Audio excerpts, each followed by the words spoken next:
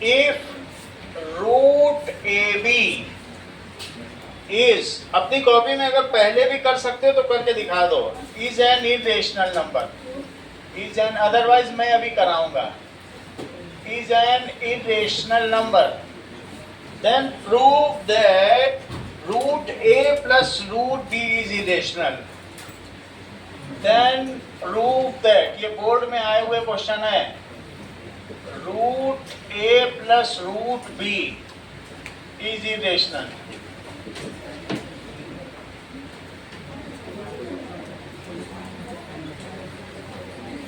Prove that root 10 is irrational number.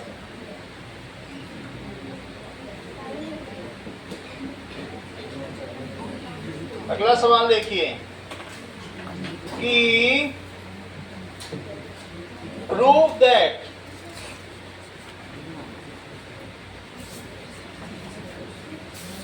if A, B, C, D are positive rationals, A, B, C, D are positive rationals, then such that A plus root B it is equals to C plus root D, ऐसा दिया गया, then either A is equals to C or B is equals to, and B is equals to D, B is equals to D, or B and D are square of rationals, B and D are squares of rational. किसी भी question को कर लेने पर एक pen है, अपनी copy पे करिए, दिखाइए और पेन क्लेम करिए। अब अगला देखो, now the sum of two numbers, the sum of two numbers is 528 and their HCF is 33. Their HCF is 33. Then find the numbers of pair. Then find the numbers of pair satisfying the above condition.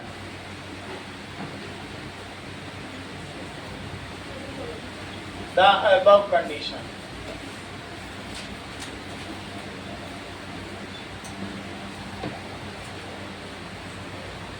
The ratio of two numbers is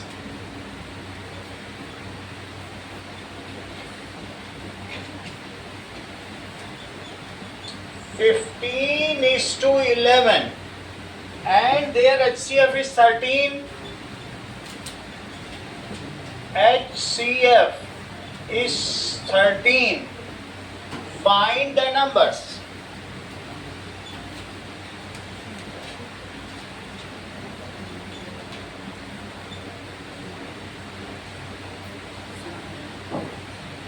Find the greatest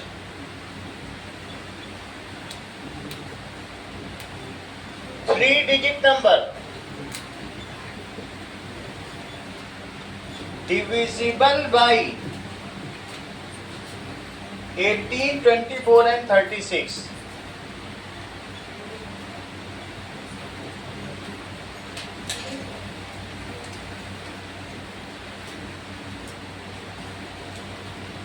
And 36. Okay. Now,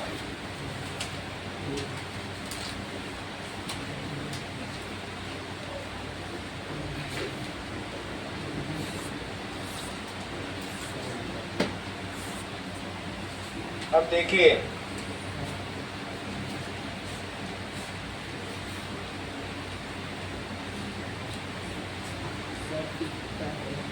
fifth का कर लिया आपने?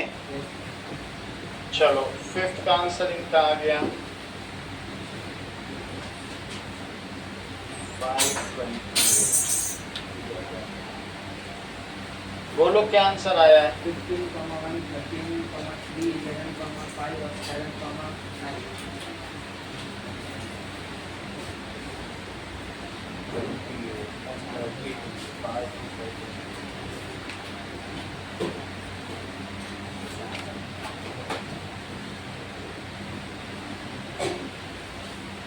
दिखाओ।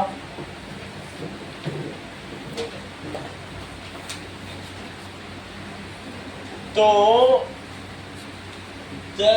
Fifth का तुमने बताया the sum of two number, तुम्हारे से इसमें किसी का सम तो 528 नहीं आ रहा है, तुमने कैसे पेयर ऑफ नंबर बताया?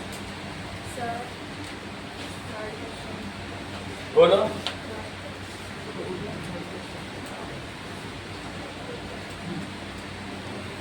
टेन एक प्राइम नहीं है तो तुमने ऐसे क्यों लिखा? ये तो प्राइम के लिए ही था थ्योरम 1.2।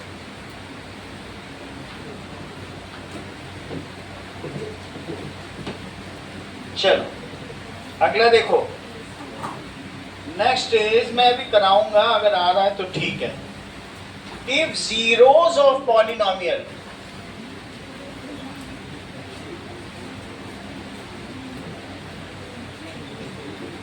ठीक है, x square plus a plus 1x plus b are 2 and -3, then find a plus b, then find a plus b।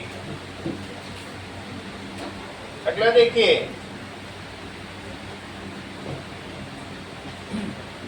now if alpha and beta are zeros, these are zeros, आ रहा हूँ, of x square minus px plus 1 plus c such that alpha plus 1 and beta plus 1 that is equals to 0, find c। हाँ बोलिए, दिखाओ third. 10 prime कहाँ है? ये क्यों लिख रही लाइन? वो तो प्राइम के लिए था। थ्योरम 10.2 में लिखा था p प्राइम है, तो 10 कहाँ प्राइम है? चलो अगला सवाल करो। Next is, if alpha and beta are zeros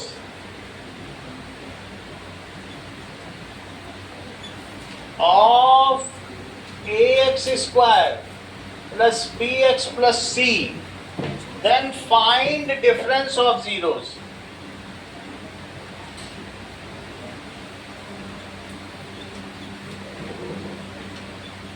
पहले ये 10 सवाल करवाऊंगा, फिर अगले 10 सवाल करवाऊंगा, 20 सवाल आज करवाऊंगा, ठीक है? अगर कर लेते हो कोई तो ठीक है, नहीं तो मैं करवा ही, टेस्ट नहीं है, बस कराते जाऊंगा। बीच में कर लेते हो वही तुम्हारा टेस्ट है। कौन सा?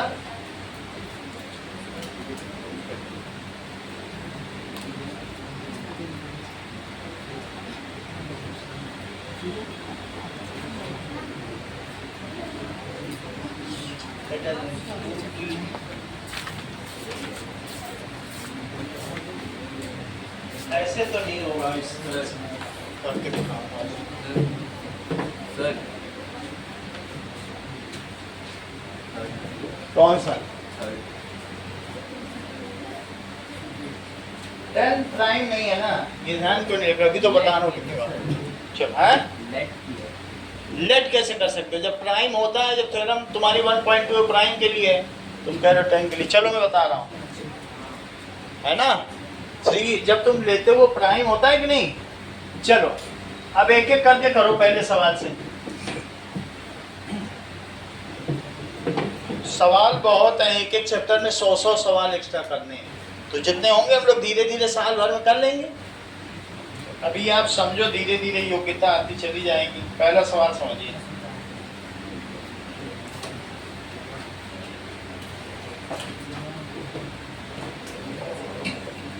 चलिए नाउ क्वेश्चन नंबर पहला देखिए कि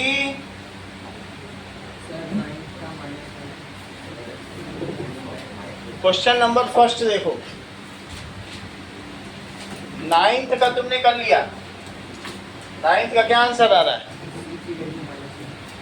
c की वैल्यू -1 आ रही है। लो pen,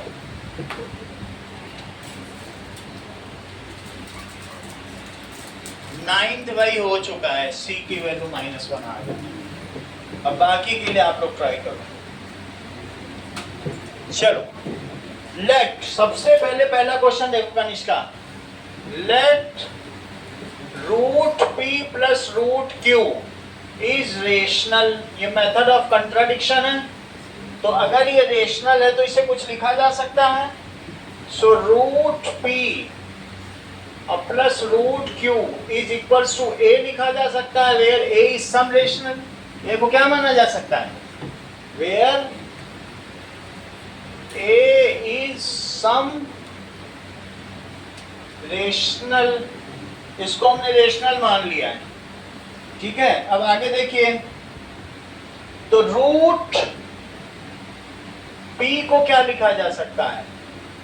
a minus root Q लिखा जा सकता है। स्क्वायरिंग बोथ साइड, अब दोनों तरफ स्क्वायर करो, तो अगर रूट p का स्क्वायर तो p हो गया, और इधर स्क्वायर करेंगे तो क्या होगा बताओ?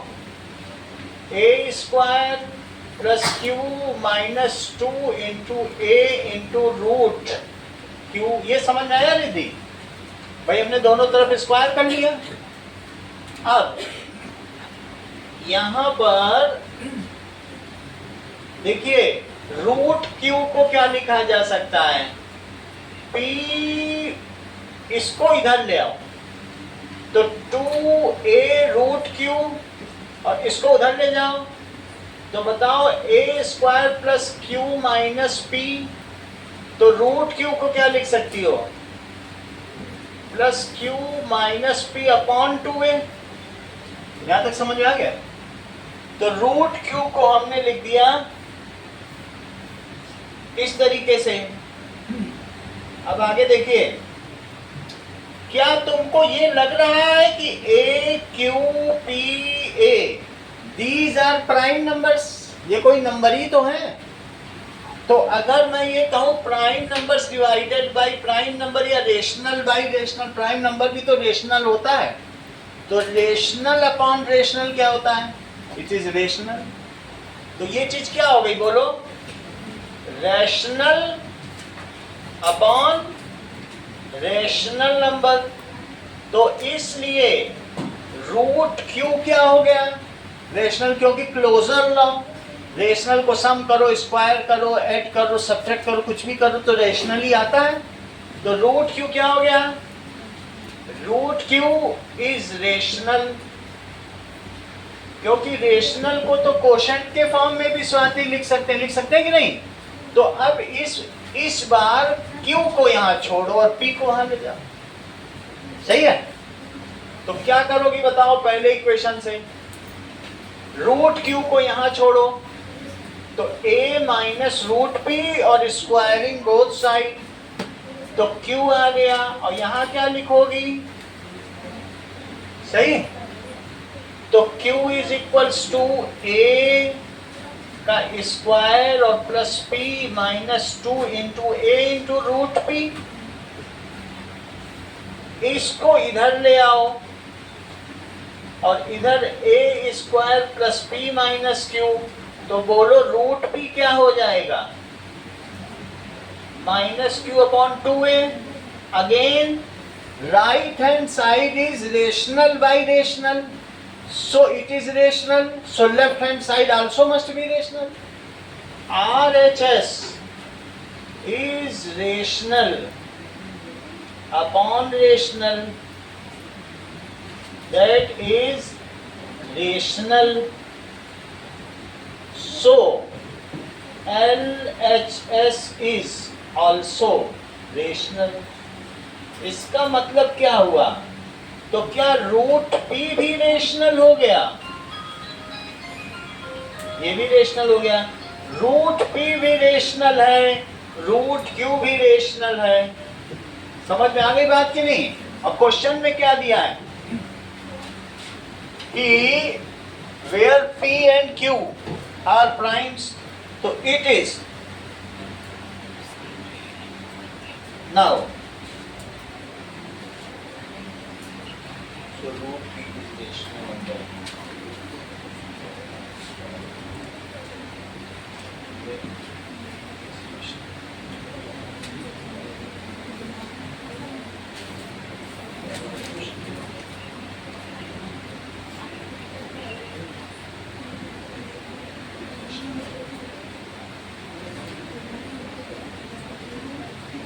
अब जरा देखो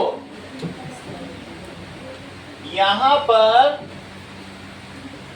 but root P and root Q ये दोनों क्या हैं? Root P and root Q are irrationals, क्योंकि प्राइम का, एक प्राइम नंबर का क्या परफेक्ट स्क्वायर होता है? तो ये दोनों इंडिविजुअली तो इरेशनल है ना, तो यहां कंट्राडिक्शन आ जाएगा. But root P and root Q are irrational as these are square roots of, ये किसके स्क्वायर रूट्स है जिगिशा? Of primes. सही है. Root P and root Q are the square roots of prime, so these are irrational. And root P and, तो यहां पर क्या आ गया बताइए? irrational. So here it is contradiction. In our case root q and root p. तो अब जरा देखिए root p plus root q, ये बात समझ में आ गई? It is equals to a square plus q minus क्या आ रहा है? p by 2a. ये किसकी वैल्यू आ गई? दोनों की अलग अलग वैल्यू लिख लो. सो इसके आगे आप क्या लिख सकते हो कि बट दीज आर इरेशनल, और यहां से क्या आ रहा है? From first and second. From first and second ये रेशनल आ रहे हैं, दोनों से रेशनल आ रहे हैं कि नहीं? यही कंट्राडिक्शन हो गया. From but from equation 1 and 2 root p and root q are rational. This is contradiction. अगर ये contradiction आया है तो क्यों आया है बोलो? Which has arisen due to wrong assumption. हमारे में रूट पी रूट क्यू अगर इरेशनल, तुम खुद ही सोचो, एक प्राइम नंबर का अगर तुम रूट ले लो तो वो रेशनल आएगा कि इरेशनल? इरेशनल. और हमारे दोनों के केस में रेशनल आ गया. हमने गलत माना था तभी तो गलत आया, अगर सही माना होता तो सही आ जाता. तो इसलिए this is contradiction which has arisen, जो क्यों आया? Due to wrong assumption. और इसलिए हमने एज्यूम गलत किया था, इसलिए root p plus root q क्या आएगा? इरेशनल. बोलो बात समझ में आ गई कि नहीं? 8 का -6, इस चीज को भी चेक कर लें. 8 इज -6, इसके लिए पेन लीजिए. 8 का आंसर आ गया -6 a प्लस b की वैल्यू. ये लो. अगला सवाल देखें.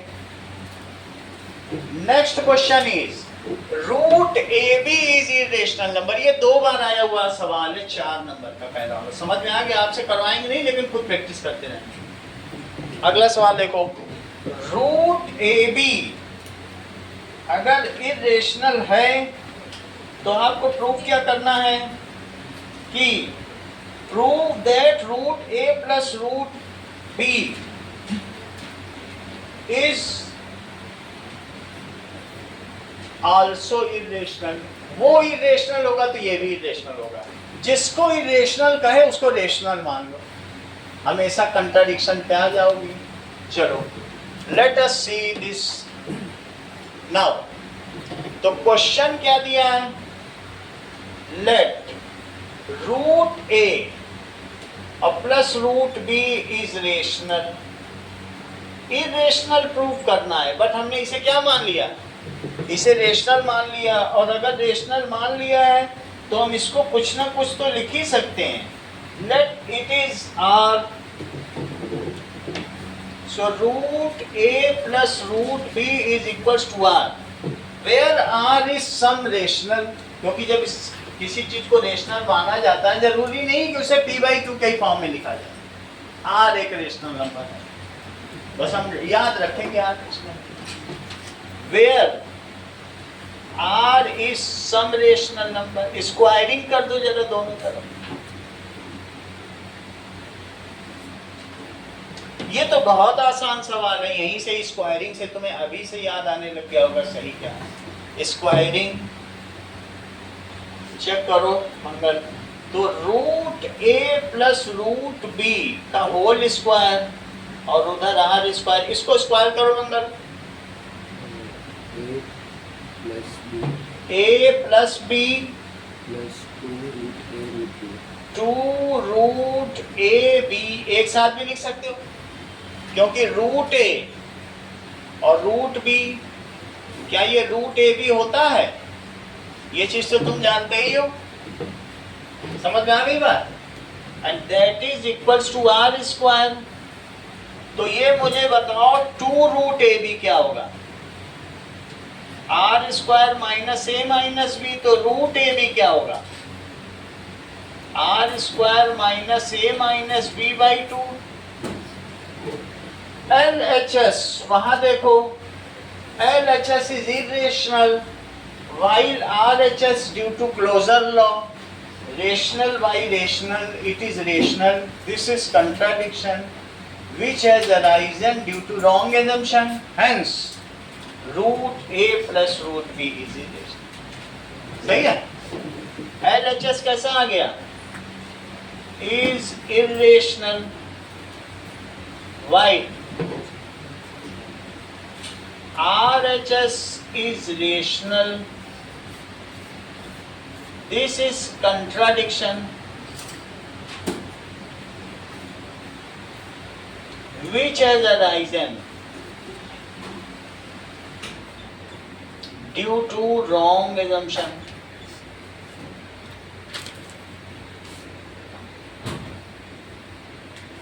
So, root A plus root B is irrational.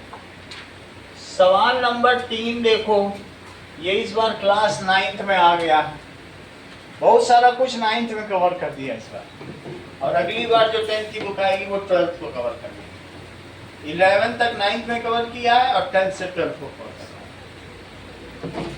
ये सब रूट रूट के सवाल, सब ये जो आप कर रहे हो ना, बहुत सारे 9th में कवर हो गए। अब जरा देखें,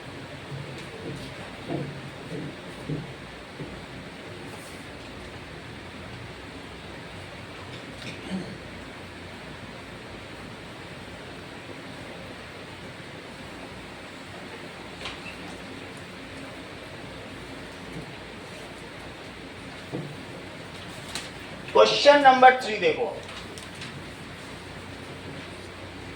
तो आपके लिए भी ये इक्वली इंपॉर्टेंट हो जाता है जब उनमें आ गया। लिखो, let root 10 is rational number. तो रूट 10 को तुम p बाई क्यू लिख सकते हो, where p and q are co-prime integers. And Q is not equal to 0 Kanishtha. यहाँ तक समझ आई बात? स्क्वायरिंग बोथ साइड जैसे करते हैं।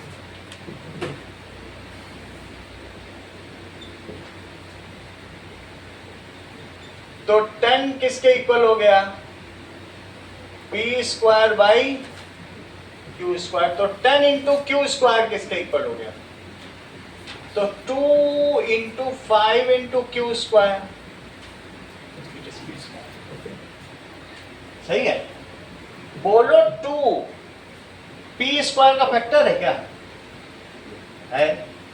तो 2 डिवाइड्स पी स्क्वायर। अगर मैं ये लिखूं कि 6 स्क्वायर, तो 6 स्क्वायर 36 होता है।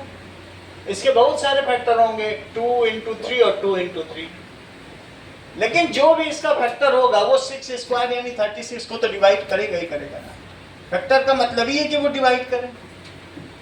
सो 2 is factor of P square. तो 2 divides P square. This implies 2 divides P. क्योंकि कोई प्राइम नंबर है वो किसी के स्क्वायर को डिवाइड करता है तो वो उसको भी डिवाइड करेगा। क्योंकि अगर मैं 6 लिखता तो क्या 6 में भी 2 ना होता?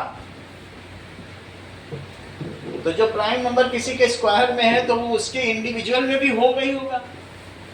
अच्छा, 5 के साथ भी यही केस है। 5 भी एक प्राइम है। 5 is factor of P square. तो 5 divides P square. This implies 5 divides P. So 2 and 5 both divides P. अब हम जब ये जान रहे हैं, this implies 2 and 5 divides P. तो पी को 2 इंटू 5 इंटू सी लिखा जा सकता है। यानी अगर वो पी को डिवाइड करते हैं तो कोई भी चीज अगर 2 और 5 किसी को डिवाइड करती है, मान लो 2 और 5 डिवाइड करती है तो 300 में 2 और 5 दोनों हैं। हम उसके अलावा 30 और भी लिख सकते हैं, 10 इंटू 30। कुछ ना कुछ तो सी और होगा ही। तो 2 और 5 अगर जिसको डिवाइड करते हैं तो पी के हैं फैक्टर होंगे। तो पी कितना हो गया बोलो? 10c। इस वैल्यू को इक्वेशन नंबर 1 में डाल दो, जहां पे c एक इंटीजर है। जहां c क्या है? Where c is some integer, put it in equation 1। equation 1 में डाल दीजिए। equation 1 लिखिए 10q स्क्वायर और p की जगह 10c डाल दो। सही है? तो 10q square. Swati right hand side में क्या आ जाएगा? 100c square. तो q स्क्वायर को तुम क्या लिख सकती हो? 10c square. तो q स्क्वायर को और क्या लिख सकती हो? 2 divides q square. 2 is a prime which divides q square. Prime होना बहुत जरूरी है। सो 2 divides q। 2 is prime which divides q square. This implies 2 divides q. 5 is prime which divides q square. This implies 5 divides q. Now 2 and 5 divides p and q both. 2 and 5 divides p and q both, but p and q are co-prime. This is contradiction. जब co-prime का तो कोई common factor होता नहीं है और फिर इसमें कह रहा है कि नहीं इनके 2 और 5 दोनों कॉमन, दो कॉमन फैक्टर निकलना है, तो ये विरोधाभास है। This is contradiction which has arisen due to wrong assumption.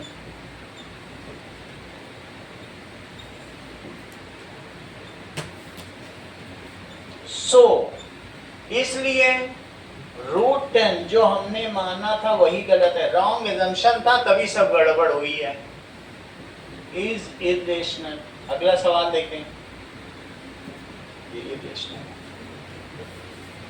अगला क्वेश्चन है प्रूव दैट, ये भी 2 बार आया हुआ सवाल है, चेक करो।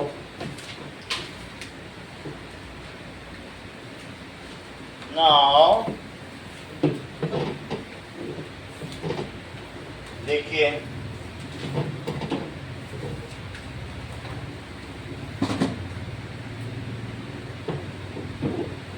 ए b c d are positive rational, ये सब रेशनल है। तो हमको क्या बताया गया है कि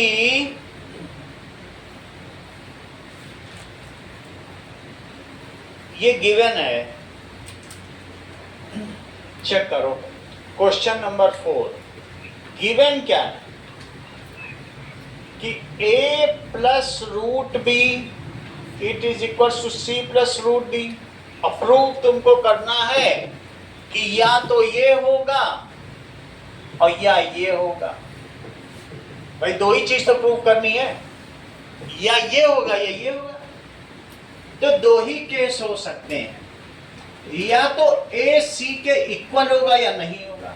मतलब मान लो अगर हम 2 केस मान लें, एक केस हो सकता है कि ए सी के इक्वल हो जाए और या नहीं होगा, या आज बारिश होगी या नहीं होगी। कॉम्प्लीमेंट्री इवेंट्स तो 2 ही हो सकती है कि नहीं। तो अब हम इसको प्रूव करने के लिए, ये तो गिवन था, और प्रूफ क्या करना है बताओ। टू प्रूफ क्या करना चाहती हो, या तो क्या करोगे कि A is equals to B and B is equals to D, या तो ये हो और या क्या हो, B and D are squares of rationals. ये प्रूफ करते हैं, ये चीज हो सकती है। तो मैं पहला केस लेता हूं, केस 1। अब ये प्रूफ शुरू हो गया है, प्रूफ। तो प्रूफ में let A is equals to C मान लिया जाए। इसी में देखो ये इक्वेशन नंबर 1 है, और B केस में मानेंगे A is not equal to C. तीसरा तो नहीं हो सकता ना आपके मन में, ये तो इक्वल होगा C के या नहीं होगा। हाँ, A is equals to C ले रहे हैं, A टू प्रूफ में A is equals to C लिखो। चलो सही है। अब जरा चेक करो। Now then this implies, let हमने ये कर दिया। और केस 2 में क्या लेंगे बोलो। केस 2 ले लेंगे तो उसमें लिखेंगे A is not equal to C। 2 तरीके से हम कर रहे हैं, समझ में आया कि नहीं। अगर A C के इक्वल है, इसमें पुट करो, तो A प्लस रूट बी, इसको पुट करो, पुट इन इक्वेशन नंबर 1। इसको लेट किया है, ये लेट है कनिष्का, तो इसमें पुट कर दो। तो that is equal to C की जगह भी A रख दो। तो क्या A से A कट जाएगा और रूट बी किसके इक्वल हो जाएगा, root b is equal to root d, और स्क्वायरिंग कर दो दोनों तरफ। तो B is equal to d, तो हमारा प्रूव हो गया कि A C के इक्वल होने से B D के इक्वल हो गया। तो फर्स्ट पार्ट तो प्रूव हो ही गया। अब रही बात सेकंड की, मान लीजिए कि A C के इक्वल नहीं है, let A is not equal to C, तो क्या लिखेंगे बताओ। Then A is equal to C plus x होगा। ये कुछ जोड़ने से A आएगा या घटाने से आएगा, x एक वेरिएबल है तो वो कुछ भी हो सकता है। भाई C के इक्वल नहीं है तो C प्लस एक्स के इक्वल होगा, होगा कि नहीं होगा।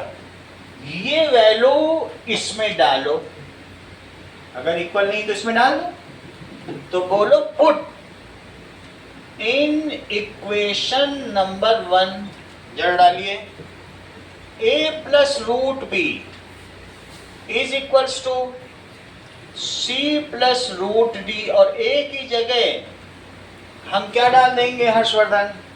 c plus x. That is c plus x डाल, c plus x plus root d, it is c plus root d. c को तो ऐसे ही कट कर दो, सही है। अब जरा देखो, इतना करने के बाद c कैंसल हो गया तो x प्लस रूट बी आ गया। x plus root b is equal to root d. इसमें अविश दोनों तरफ स्क्वायर कर दो, स्क्वायर करो। तो स्क्वायर करने से क्या होगा?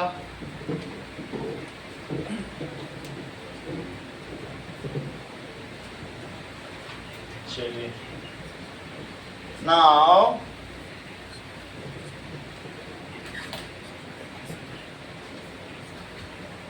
स्क्वायरिंग बोथ साइड,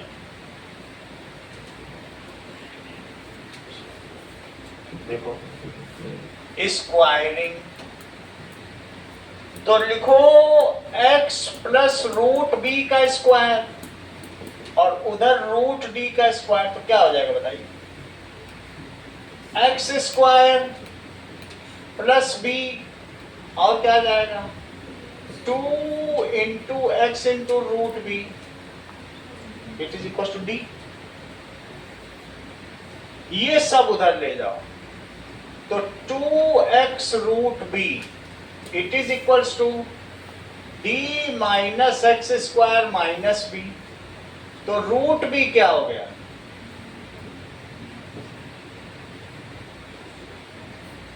दीपिका, इतनी बात तुमको समझ में आई मैंने क्या किया? एक सवाल अभी पहले भी तो ऐसे ही किया था। तो अब जरा देखो सवाल में क्या दिया है, b and d are squares of rational. तो अब अगर ये चीज यहां तक तुम पहुंच गई हो, अब फिर से स्क्वायर कर दो, फिर से क्या कर दो, तो b क्या आ जाएगा? d minus x square minus b upon 2a का होल स्क्वायर नहीं आ जाएगा? अच्छा, इसमें b d वो तो कह ही रहा है रेशनल है, पढ़ो जरा, क्या ये सब रेशनल नहीं बोल रहा है?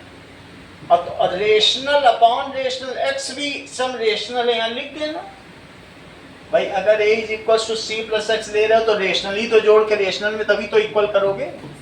हाँ 2x, तो यहाँ पे भी x को तुम क्या लिख दो? Where x is rational, where x is rational. तो यहाँ क्या प्रूव हो गया? That is rational upon rational का square. So b is square of rational. यहां तक की बात समझ आ गई? b, क्योंकि रेशनल बाई रेशनल तो रेशनल होता है, लेकिन तुमको तो d भी करना है ना। तुमको क्या प्रूव करना है कि d भी स्क्वायर ऑफ रेशनल है, उसके लिए यही पुट करो। लेकिन एक बार x को इधर माइनस करके तब स्क्वायर करो, काम तुम्हारा बन जाए। यानी अगेन तुम्हारी कौन सी इक्वेशन थी बताओ? ये थी, ये इक्वेशन 1 है कि 2? 2 लिख लो। अगेन फ्रॉम 2 बताओ x प्लस रूट बी कितना आया है? क्या रूट d है? यहां तक बात समझ आ गई? तो रूट b यही रहने दो और रूट d के साथ x ले लो। अब अगर स्क्वायर करोगी तो इधर रूट d जिंदा बच जाएगा, जबकि यहां रूट b मर जाएगा। समझ आई कि नहीं? जैसे मैंने किया था तो यहां रूट b जिंदा बच गया। अब x को इसके साथ फंसा दो तो रूट d जिंदा बच जाएगा। Squaring on both side, on both sides, तो क्या होगा प्रभात?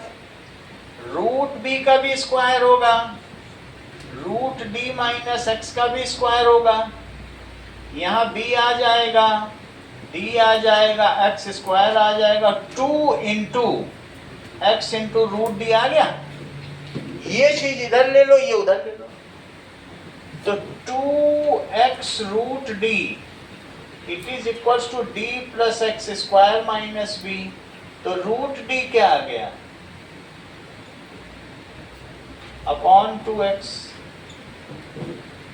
अगेन स्क्वायरिंग, फिर से स्क्वायर कर दो, तो स्क्वायरिंग से क्या आ जाएगा, d is equals to D plus x square minus B by 2x square. So d is square of rational, आ गया कि नहीं? So d is square of rational. Hence, from case 1 and case 2, तो b is square of rational and d is square of rational. From case 1 and case 2, it is proved the desired. ठीक है कि नहीं? From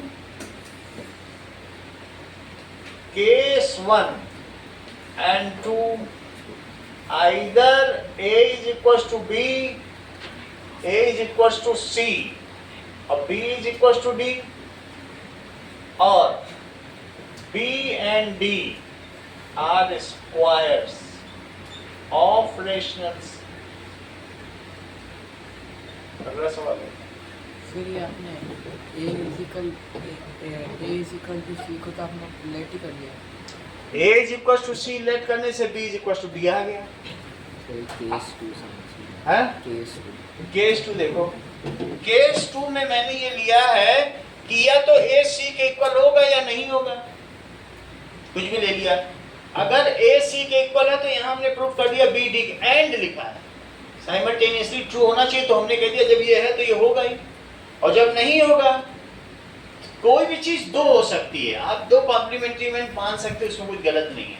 a c के equal है या नहीं है, तो अगर इसका रेशनल इसके रेशनल के इक्वल हो गया तो बात खत्म हो गई, रेशनल भी रेशनल के इक्वल हो गया, और ये रेशनल का स्क्वायर करने से आराम से दोनों इक्वल हो गए।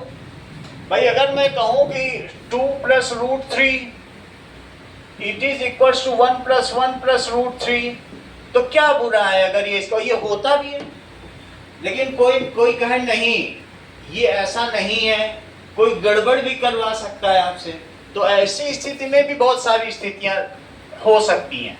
मान लीजिए कि वो ऐसी स्थिति हो कि नहीं, तो फिर जो b होगा और d होगा वो स्क्वायर्स ऑफ रेशनल होंगे। मैं ऐसे भी कह सकता हूँ 2 plus root 4 it is equals to 1 minus और प्लस रूट 9। अब ये देखो, कोई घपलेबाजी भी कर सकता है, तो इधर 3 आ गया, इधर 1 ले लिया, और इधर रूट 9 है, इधर -1। अब देखो जरा, ये 3 आ गया, अभी भी 3 नहीं आया, तो इधर कितना लिखूं, 16 लो जरा, और इधर अब कितना ले लो, 3 आ गया, इधर ले लो -1। ये देखो, या तो ये इसके इक्वल हो, अगर ये इसके इक्वल है तो ये इसके इक्वल होगा, हुआ कि नहीं?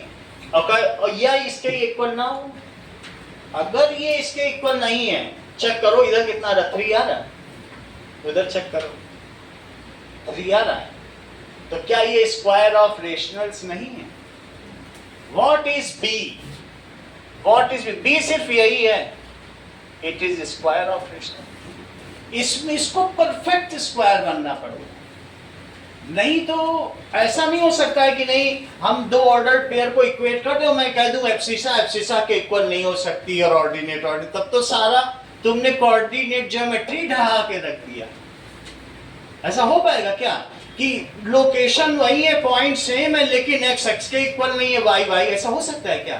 तो अगर ये केस होगा कि ए सी के इक्वल नहीं होगा तो इसको परफेक्ट स्क्वायर होना होगा, क्योंकि उसे कंपेंसेट करना पड़ेगा। देख लो, अब ये बिल्कुल पूरा 3 बन रहा है और ये भी 3।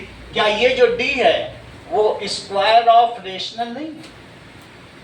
हो ही गया। तो दूसरा केस तुमको समझ में आ गया, या तो ये इसके इक्वल हो जाए तो ये इसके इक्वल हो जाए, और ये इसके इक्वल ना हो तो तुम्हारा फर्ज है कि तुम रूट से बाहर निकलो और इन्हें इक्वेट करो। होना होगा कि नहीं होना होगा? तो अगले सवाल पे चले। ठीक है, मूल बात समझ में आ गई कि नहीं? तो इसी तरीके से अब हम लोग चलते हैं सम ऑफ टू स्क्वायर नंबर। थोड़ा काम किया है लेकिन प्रभात ने पूरा काम नहीं किया। इन्होंने पेयर निकाला लेकिन उसका सम 528 निकाला ही नहीं, तो क्या करें। चलो, so let us come to next question. 11th question में देखो, ये मुझे बताओ कि HCF अगर 33 है, चलो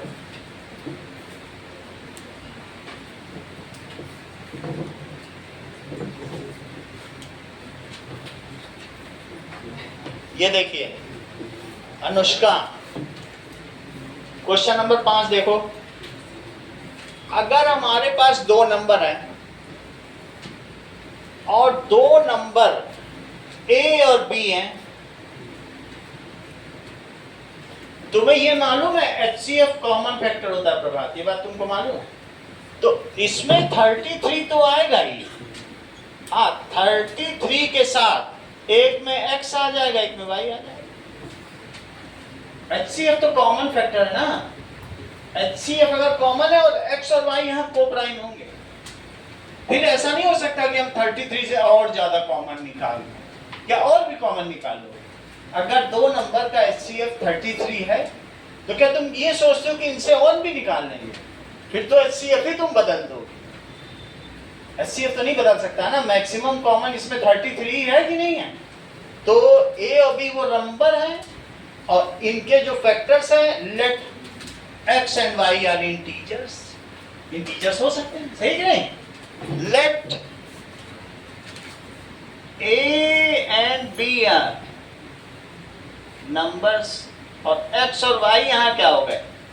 सम इंटीजर्स। और कैसे इंटीजर्स दिया ना? को प्राइम। उनमें आपस में कॉमन नहीं लेना चाहिए कुछ। को प्राइम।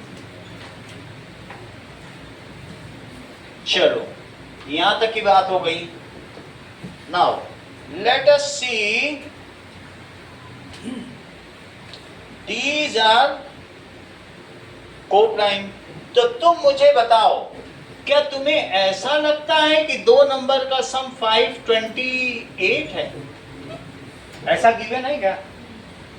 अगर गिवन है तो तुम A की जगह क्या लिखोगे और B की जगह क्या लिखोगे? तो 33 अगर कॉमन आ गया तो x प्लस वाई क्या होगा? तो x प्लस वाई कितना हो जाएगा? ये दोनों 11 से कटेंगे। 11 से काटो, 11 4 जा 44, अब 44 के बाद 88 बचेगा, तो कितना बचेगा? 16। तो ये मुझे बताओ x प्लस वाई कितना आ गया?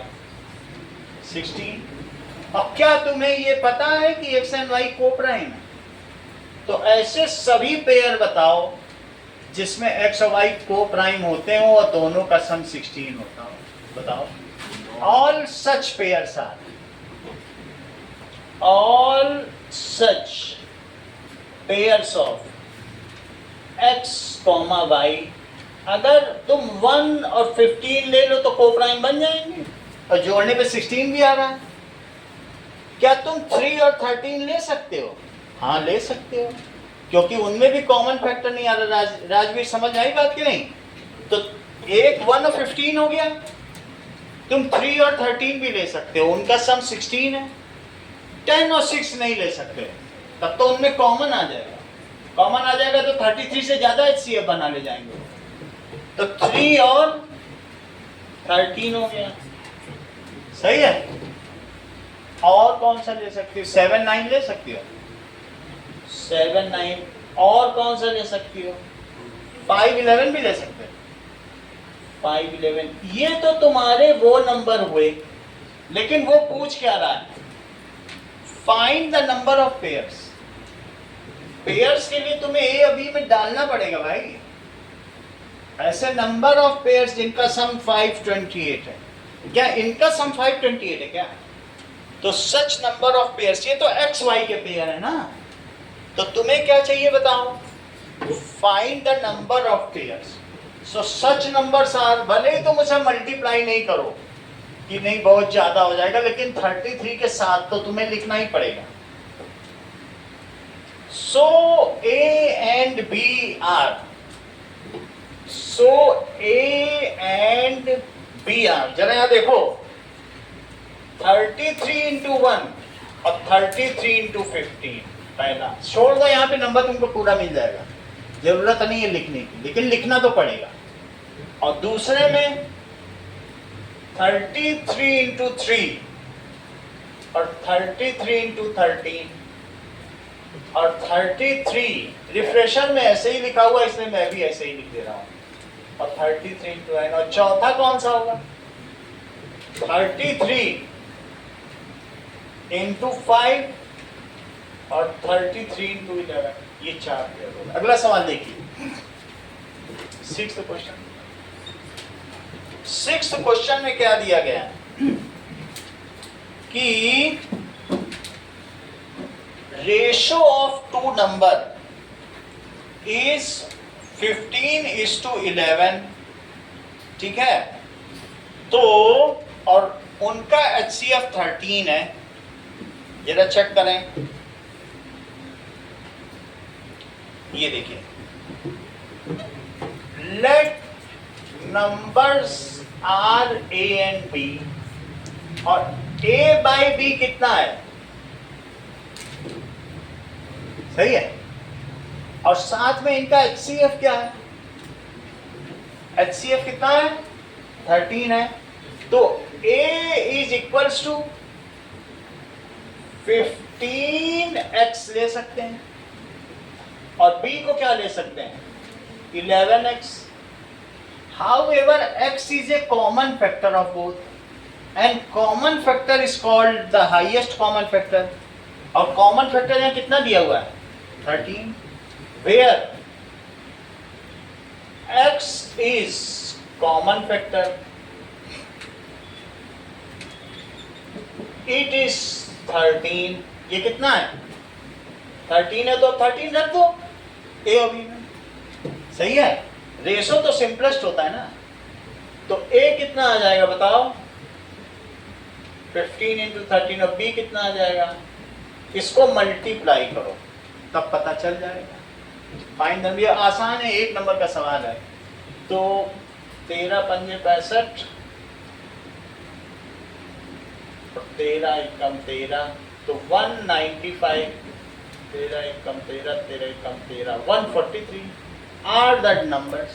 ये कैसे नंबर्स होगा? डिजाइन नंबर होगा कि नहीं? Are the numbers. अगला देखो, find the greatest 3 digit number.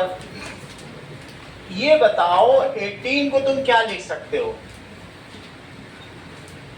और 24 को क्या लिख सकते हो, और इसी तरह 36 को क्या लिख सकते हो? 2 इंटू 3 स्क्वायर, और that is 2 cube into 3, that is 2 square into 3 square. इनका LCM क्या होगा? LCM होता है लोवेस्ट कॉमन मल्टीपल, तो जो भी तुम्हारे फैक्टर है उनका हाईएस्ट एक्सपोनेंट लिया जाता है LCM में, और HCF में लोवेस्ट लिया जाता है। तो बताओ 2 का क्या लोगे? क्यूब, और 3 का क्या लोगे? स्क्वायर, दैट इज 8 इंटू 9 कितना हो गया सर? हाँ, तो अभी कैसे जाओगे? अगर कुछ सही कंट्रोल मत करो, ब्रीदिंग सो रहे हो तो मेडिकल में चलना है नीचे, इसको मेडिकल से कुछ ट्रीटमेंट करा दो, फिर जा तो नहीं पाएगा। टैबलेट वैबलेट और नीचे चलते हैं। डालो। हाँ देख तबीयत तो ठीक नहीं। नींद में तब से शाम तक बिस्किट नहीं। बहुत हवा शुगर खाओगे तो ठीक हो जाएगा।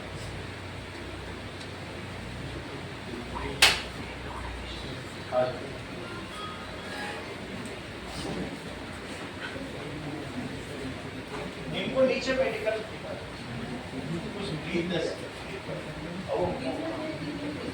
आप मौजूद जाओ।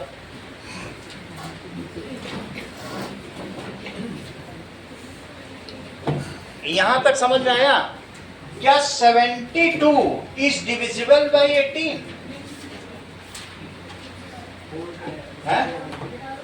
चलने की हालत ही नहीं। नहीं, लिटा दो किसी को, लिटाओ फैन चलाओ और नीचे से उसको बुला रहा हूँ मेडिकल वाले को, वो बुला के लाते हैं।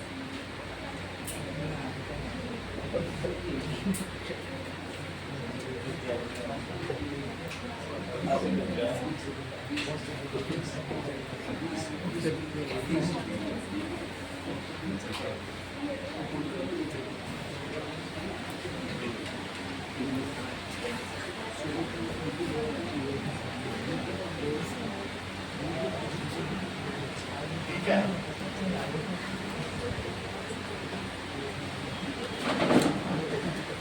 ये लिस्ट पे पैर रखवा दो।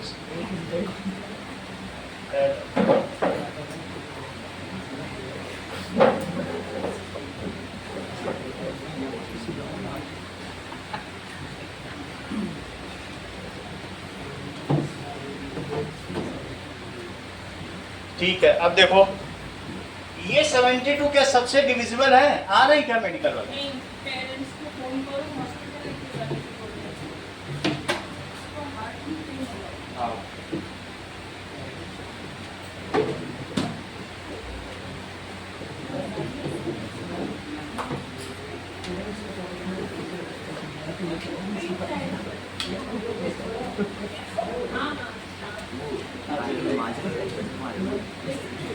तो आप लेटो।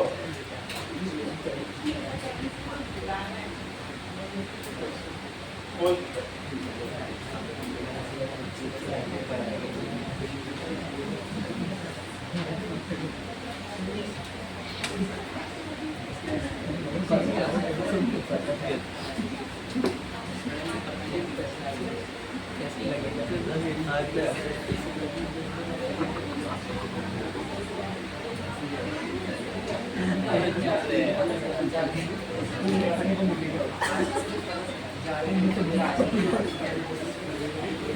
आप लेटो। आप लेटो। जी, ऐसे।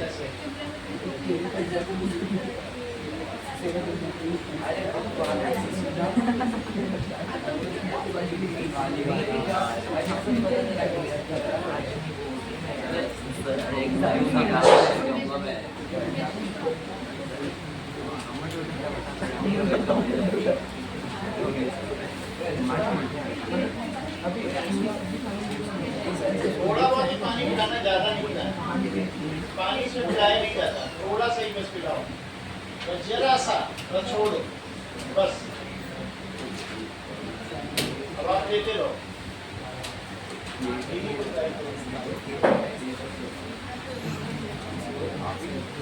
लोएस्ट भी बता देता हूँ, हाईएस्ट भी बता देता हूँ। तो दैट इज 72, दैट इज 279। तो ये कितनी बार जाएगा? 3 बार जाएगा। तो दैट इज 3 2 या 6 और 3 7 या 21। तो कितना बच गया? 3 और ये क्या है? 63 फालतू है, इसे हटा दो। 63 नहीं चाहिए हमको। तो 999 में से 63 हटा दो तो ये परफेक्टली डिविजिबल हो जाएगा। दैट इज 6 3 और 9 36। सो 936 इज ग्रेटेस्ट 3 डिजिट नंबर, ठीक है, विच डिवाइड्स 18, 24 एंड 36 ऐसे लिखो। 936 is greatest 3-digit number which divides 18, 24 and 36। फिर से समझो, अगर मैं सवाल ये आता स्मॉलेस्ट 3-digit नंबर, तब तुम क्या करती? स्मॉलेस्ट 3-digit नंबर, तो उसके लिए 100 लो और 100 में 72 करो, तो कितनी बार गया? ये देखो, दैट कम्स एज 28। कितने की कमी पड़ रही है मंगल? 20 की कमी नहीं पड़ रही है, तुम उसमें हटा नहीं सकते, तब तो तुम 2-digit पे फाल हो जाओगे। जितना कम पड़ रहा है उतना जोड़ो। वैसे सबको मालूम है 144 इज द स्मॉलेस्ट, क्योंकि अगला जो 72 के बाद है वो 144 ही है और वही स्मॉलेस्ट 3-digit है, और नहीं तो 28 है। हाउ मच इज डेफिशिएंट, उतना इसको दे दो तो ये स्मॉलेस्ट बन जाएगा। तो अब 100 में से 28 सब्ट्रैक्ट करो तो कितना आ जाएगा बताओ? 70, दैट इज कितना आ जाएगा बोलो? 28। ऐसा ना करो, 72 में कितने की कमी पड़ रही है? 72 बनाना है ना यहाँ पे। 72 एक 72 और होता तो फिर से डिविजिबल हो जाता, तो 72 में कुछ कम तो पड़ ही रहा होगा। देखो कितना कम पड़ रहा है डियाना, यहाँ मन में सोचो 72 के लिए कितना कम पड़ रहा है?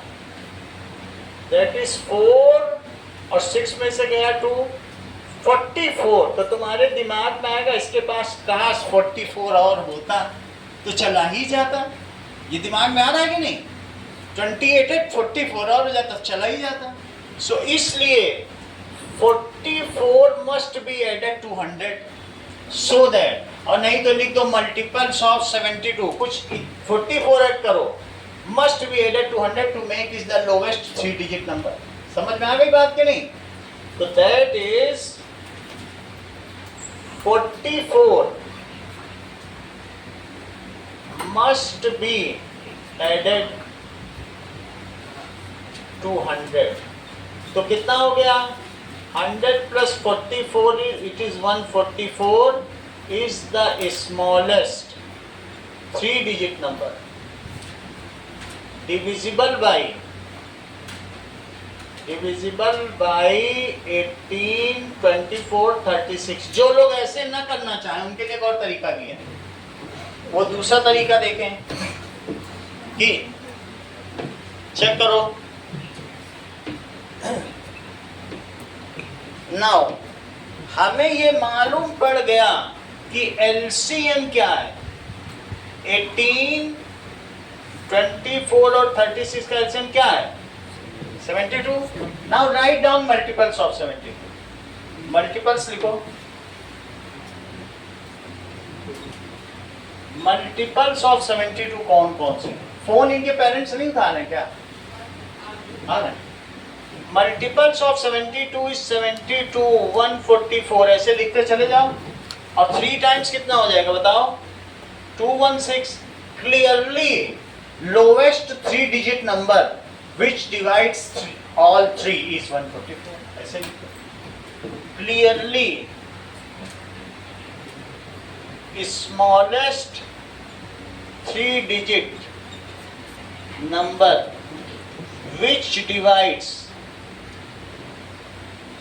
जो किसे डिवाइड कर रहा है? 18, 24, 36 is 144। यहां तक समझ में आ गया? अब चेक करो तुम्हारा हाईएस्ट नंबर कौन सा? 3-digit number 9, 36। How many 3-digit numbers divide, एक और क्वेश्चन पूछा जाएगा तुमसे, how many 3-digit numbers divide these 3 numbers? तो कौन कौन से हैं? क्वेश्चन क्या पूछा गया? क्वेश्चन कई तरीके से पूछा जा सकता है। क्या पूछा गया है? How many 3-digit numbers divide 18, 24 और 36। तो जरा देखो हाईएस्ट कौन सा आया है? 936। सो सच नंबर्स आर 144, 216 से लेकर 936। अब एपी लगाओ, इसमें क्या लगा दो? ए कितना है? Let these are n numbers, let these are n numbers या एन टर्म्स। तो ए 144, डी 72 और ए एन कितना आया? 936। तो वह सब एन की वैल्यू तो निकालनी बाकी रह गई है। तो ऐसे पूछा जाए तो ये कर लेना, ठीक है।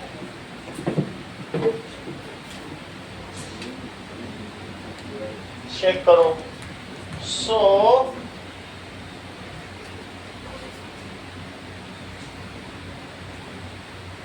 नाउ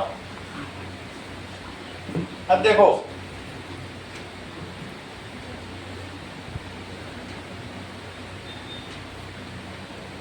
लिखो A N is equals to A plus N minus 1 into D. So A N is 936 is 144 plus n minus 1 into 72, 936 minus 144। इसको सब्ट्रैक्ट करो, कितना आ गया? 2 आ गया। 792। इट इज n माइनस 1 और 72 कर दो। यहाँ बिल्कुल क्लियर पता चल रहा है 72 1 is 72 और फिर से 72 11 आ गया। सो 11 is equals to n minus 1, so n is equals to 12। 12 3-digit numbers are divisible by 18, 24 and 36। 12 3-digit numbers are divisible by. अगला सवाल देखिए, इसको प्रभात ने बताया। 8th क्वेश्चन देखिए, if zeros of the polynomial are 2n minus 3, तो बोलो polynomial क्या है? x स्क्वायर और a plus 1x plus b. Chapter 1 के हमने आपको लगभग सभी सवाल करा दिए हैं, अब इसमें से तुम किसी में भी फंसोगे नहीं, ठीक है। अब हम सेकंड चैप्टर के कराने जा रहे हैं। इसमें 2 रखो, बोलो 2 रखने से क्या होगा? 0 का मतलब तुम समझती हो कि उसको रखने से पॉलिनोमियल टर्मिनेट्स, पॉलिनोमियल की खुद की वैल्यू 0 आ जाए। तो 2 रखो, a प्लस 1 इंटू 2 और प्लस b, तो क्या आ जाएगा बताओ? 0 आ जाएगा। भाई 0 क्या होता है? 0 ऑफ द पॉलिनोमियल, उसको रखो तो 0 आ जाएगा वैल्यू।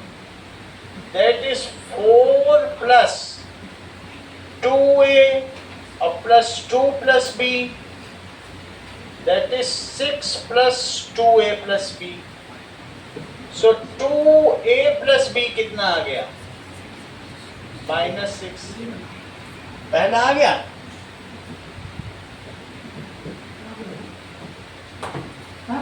हार्ट में पेन हो रहा है, इनको ले जाइए।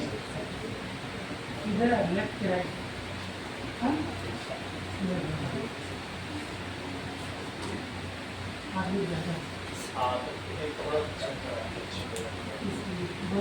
हाँ ले जाइए, हम खुद गए थे कोई, तुरंत ही ले जाइए।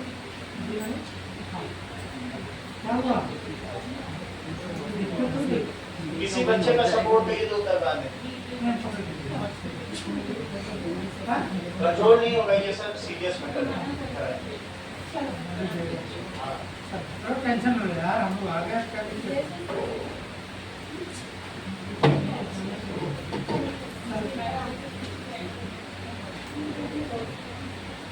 अब देखो -3 रखो, p -3 -3 का स्क्वायर और a प्लस 1 इंटू -3 और प्लस b। सही है, बुक डाल दो सब उसी में। तो -3 रखने से भी 0 आ जाएगा क्योंकि जीरोस है ना। 0 इज इक्वल टू 9 प्लस, जरा इसको करो, 9 माइनस 3a और -3 प्लस b। 9 माइनस 3 कितना आ गया, 6 माइनस 3a प्लस b। इसको उधर ले लो, -6 is equal to -3a plus b। ये सेकंड इक्वेशन हो गई। सही है, फर्स्ट और सेकंड को एक साथ रख के एलिमिनेशन मेथड लगा दो। तो लिखो, इसी के नीचे फर्स्ट लिख दीजिए। फर्स्ट वाली कौन सी है, ये वाली। तो ये वाली इक्वेशन अब इस यहाँ लिख दो, -6 is 2a plus b।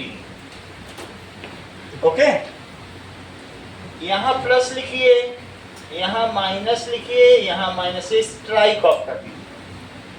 तो b -5a कितना आ गया बोलो, क्या 0 आ गया? तो a कितना आ गया, 0 अपॉन -5। अगर a 0 आ गया है तो a की वैल्यू डालो, इसी में डाल दो, किसी एक में डाल दो, इसमें डाल दो। Put in equation number 1। तो -6 is equal to 2a plus b। -6 is equal to 2 into 0 plus b। तो b कितना आ गया बताओ, -6। तो क्वेश्चन में क्या पूछा जा रहा है, फाइंड a प्लस b। तो b भी आ गया हमारा, a भी आ गया, तो a प्लस b कितना हो गया, 0 प्लस -6, दैट इज -6। बोलो, बात समझ आ गई? अगला सवाल देखिए। नेक्स्ट इज, ये देखो, alpha and beta are zeros of this. अगर वो 0 है तो तुम इसमें अल्फा डालोगे तो 0 आ जाएगा, और बीटा डालोगी तो भी 0 आ जाएगा। और ये एक चीज अलग से दे रखी है, ठीक है, सच दैट अल्फा प्लस 1 और बीटा प्लस 1 क्या है, 0। एक कंडीशन और दे रखी है, एक कंडीशन वो दे रखी है और एक कंडीशन यहाँ से आएगी, और दोनों को सॉल्व कर लेंगे, C आ जाएगा। सही है, चलो इसको करते हैं। ये काम प्रभात ने करके दिखाया है, तो अब हम देखें प्रभात ने कैसे किया होगा। So let us see this now।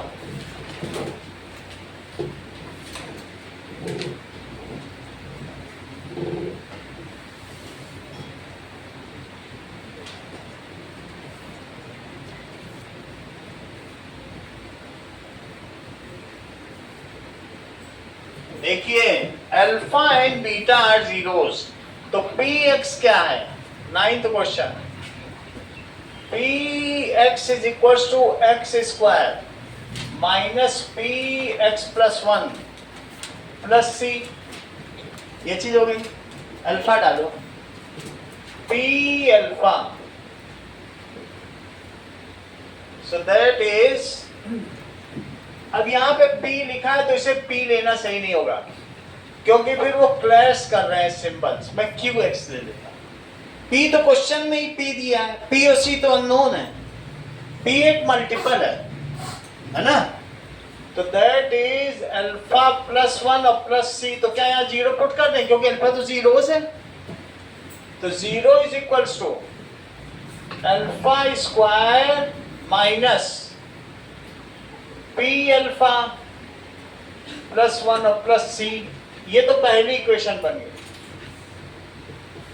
सही है, alpha and beta are zeros. Alpha and beta इसके जीरोस हैं। इसको दूसरी तरीके से करते हैं, इस तरीके से नहीं करेंगे।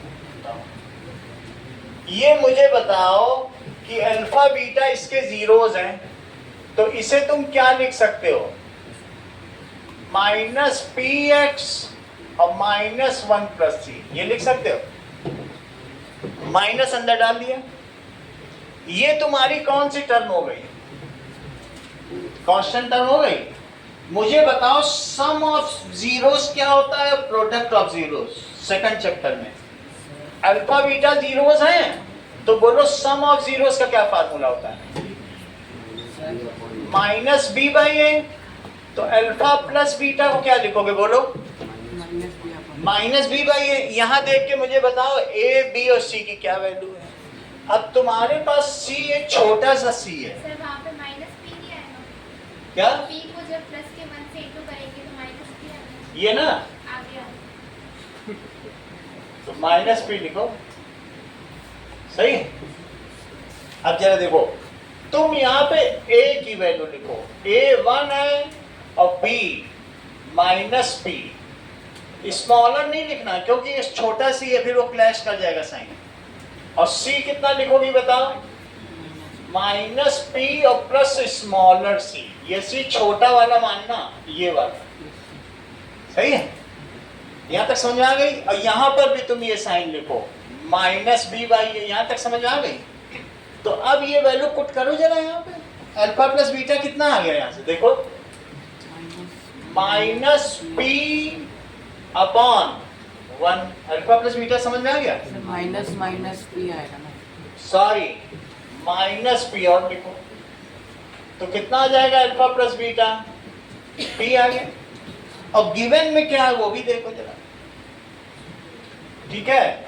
बोलो अल्फा बीटा भी चाहो तो निकाल लो, पता नहीं उसकी जरूरत पड़ेगी कि नहीं। सी बाई ए, यहां से देखो, so that comes as minus P plus C और अपॉन 1।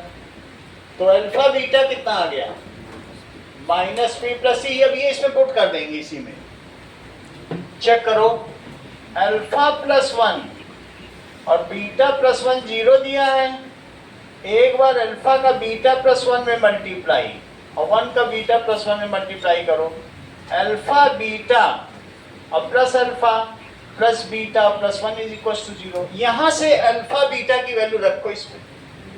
अल्फा बीटा की वैल्यू क्या रखोगे देखो, माइनस पी प्लस सी, ये रखो, और अल्फा प्लस बीटा की यहां से रखो। तो ये क्या वैल्यू आई थी? P। तो अल्फा प्लस बीटा की जगह में क्या रख दूं? P plus 1 is equal to 0। Minus P से प्लस P कट जाएगा, तो C plus 1 is equal to 0। तो C कितना हो गया? -1 हो गया। अब जरा देखो, if alpha and beta are zeros of this, then find the difference of zeros.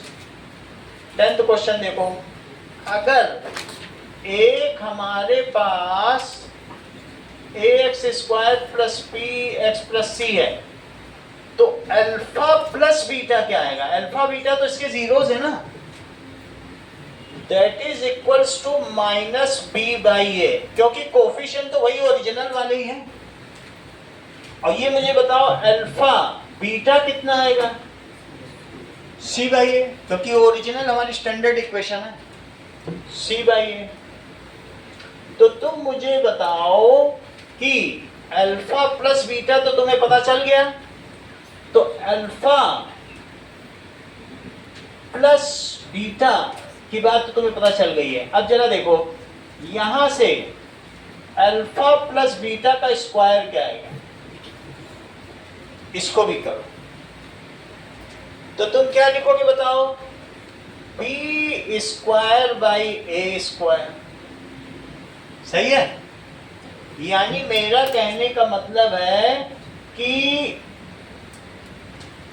देखो,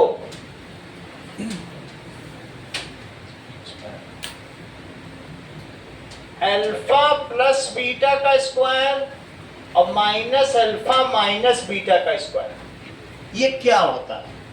जरा इस चीज को तुम देखो, अल्फा प्लस बीटा का स्क्वायर क्या होता है? Plus 2 alpha beta. और अल्फा माइनस बीटा का स्क्वायर क्या होता है बताओ? अल्फा स्क्वायर और माइनस 2 अल्फा बीटा। और इन दोनों को सब्ट्रैक्ट कर लो, तो सब्ट्रैक्ट करने पर क्या ये और ये कट जाएंगे, और अल्फा प्लस बीटा का स्क्वायर और माइनस अल्फा माइनस बीटा का स्क्वायर, क्या यहां से जब इसका भी तो साइन चेंज होगा, 4 अल्फा बीटा आया कि नहीं? तुमको ये चाहिए, क्या चीज चाहिए बताओ?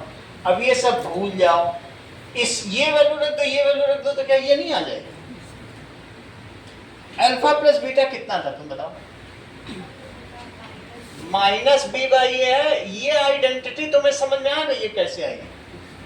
और ये भी वैल्यू रखो, अल्फा बीटा कितना था, यही रखो। तो that is minus alpha minus beta का स्क्वायर और 4c बाई ए। अभी समझ में आई बात कि नहीं? दोनों की पूरी आइडेंटिटी लगा के सब्ट्रैक्ट करके एक आइडेंटिटी बना लो। इसको उधर ले जाओ, उसको इधर ले आओ, तो लिखो b square by a square और वो चीज इधर ले आओ, तो माइनस 4c बाई ए, ये उधर चली जाएगी तो अल्फा माइनस बीटा का स्क्वायर हो जाएगा। इसके नीचे लिखो ए स्क्वायर, तो ए स्क्वायर से ए स्क्वायर डिवाइड हुआ तो क्या हो गया बोलो? अब ए से ए कटा तो 4ac आया कि नहीं आया? और यहाँ पे स्क्वायर लगा हुआ, तो that is equals to alpha minus beta का स्क्वायर। तो रूट लेना पड़ेगा, तो रूट लोगे तो प्लस माइनस भी लगाना पड़ेगा, तो प्लस माइनस और रूट में क्या आ जाएगा बताइए? B square minus 4ac upon A square. नीचे की चीज बाहर आ जाएगी, बी स्क्वायर माइनस 4ac, जबकि ऊपर में रूट बरकरार रहेगा और नीचे ए बच जाएगा कि नहीं बच जाएगा? बोलो बात समझ में आई? तो अल्फा माइनस बीटा का क्या आंसर हो गया? इस चीज को देखो, then the find difference of zero. मैं भी थोड़ा सा एक बार इसमें से देख लूं तो बता दूं आपको। फाइंड डिफरेंस ऑफ जीरो, इसमें से तुमको कोई 8 सवाल करने हैं, इतना काम है, कोई 2 छोड़ सकते हो। चलिए है 10th नहीं समझ में आया? 10th फिर से समझो, ये तुम्हें समझ में आया? अब यहां से आगे फिर से समझिए। तुम्हें अल्फा प्लस बीटा और अल्फा बीटा समझ आ गया, अल्फा माइनस बीटा नहीं समझ में आया ना? चलिए, तो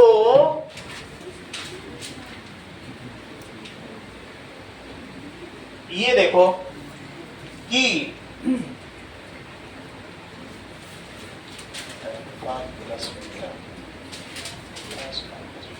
ये देखो अल्फा माइनस बीटा का स्क्वायर क्या होता है? अल्फा स्क्वायर और माइनस 2 अल्फा बीटा। सही है? तुम मुझे ये बताओ, अल्फा स्क्वायर और प्लस बीटा स्क्वायर में अगर तुम 2 अल्फा बीटा जोड़ दो और 2 अल्फा बीटा घटा दो तो कोई फर्क पड़ेगा? और माइनस 2 अल्फा बीटा, ये दूसरी तरीके से बता रहे जिससे इनको समझ में आ जाए। कुछ फर्क नहीं पड़ा ना? इतने को तुम क्या कहोगे बोलो? अल्फा माइनस बीटा का नहीं, अल्फा प्लस बीटा का स्क्वायर बोलो इसे। अल्फा प्लस बीटा हुआ?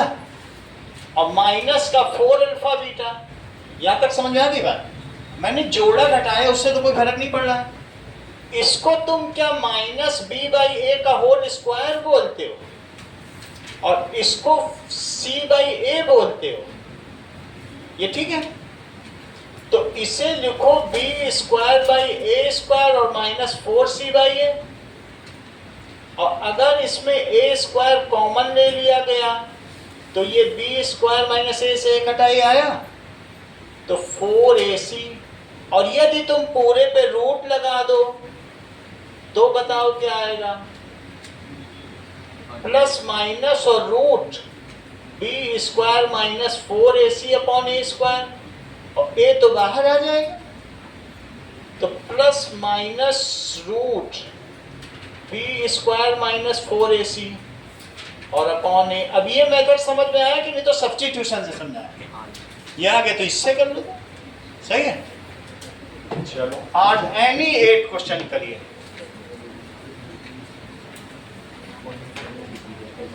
नीचे के 4-5 तो बहुत छोटे छोटे हैं।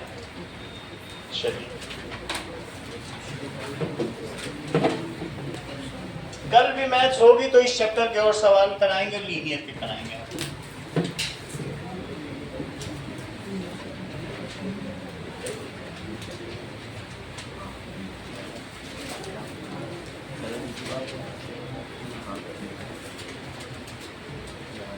है